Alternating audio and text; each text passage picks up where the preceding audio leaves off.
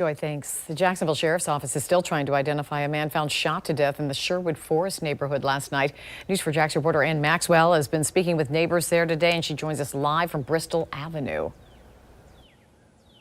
Mary, officers responded here last night to reports of shots fired around 8:20. Behind me is the house where a neighbor says the body was found. She says nobody's lived here for a couple of weeks.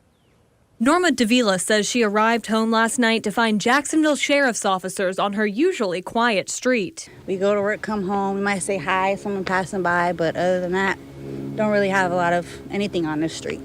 It's nice and quiet. She says officers looked like they were going door to door, and as soon as one of them started to approach her, and then they didn't even make it all the way into the driveway, and then the other cop was in the backyard. I think that's when he seen him laying on the floor, the body. She says the people who lived here moved out about 2 weeks ago, and it's been empty since. But last night, inside, officers found a man who had been shot to death. Well, I was in shock.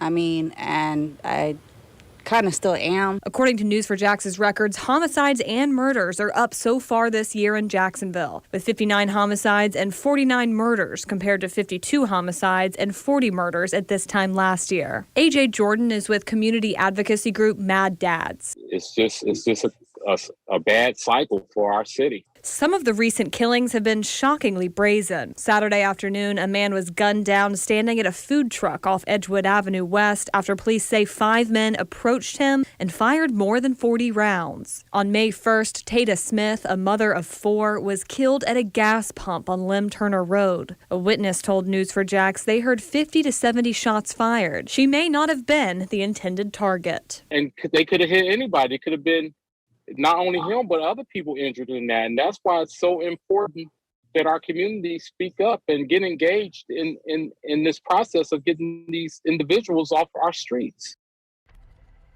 Last we heard from JSO early this morning, they were still trying to identify the man whose body was found in this house behind me. JSO is also asking for anybody with any information about what happened here to reach out. Live in Jacksonville, Ann Maxwell, Channel 4, the local station.